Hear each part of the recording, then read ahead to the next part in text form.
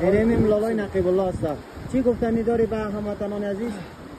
به هموطنان عزیز گفتنی همینه که خدا که عزیز دیگه سیاحت ما داریم اونم مستفید چون لذت چون باره همچنان. اینجا کجاست لالای نقیب؟ اینجا دیگاز قاوندوز است. جنگل دیگاز. اونم آقای ذکرالله است که چای مانده و ای هم آقای همه که مدمان مان است که دفتن در زیر دیگ علاو کده رئیس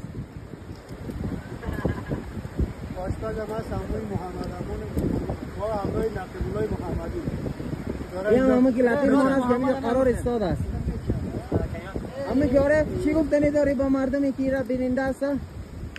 گفتنی دارم که بیام یک مایده گوش هم بگیرم بخرم. بیا چی گوش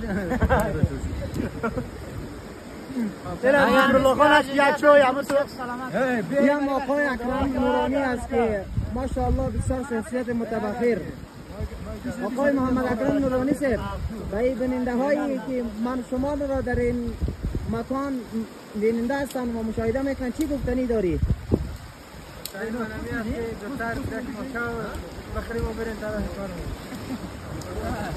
و این آقای بشیر است.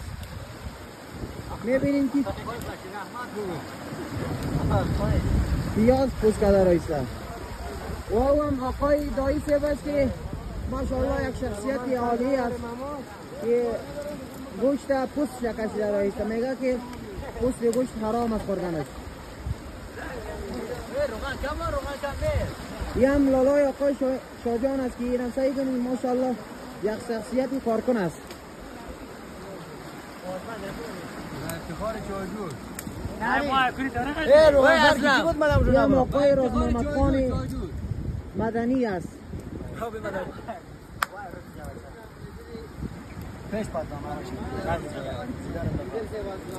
از این منو مایده کرده بود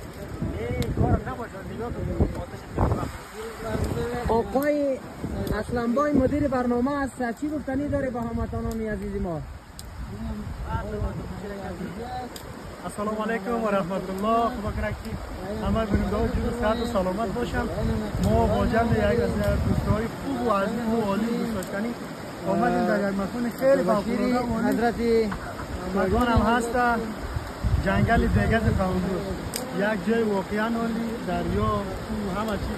ما از همه چی لذت برده رسید. امید که شما هم لذت ببرید.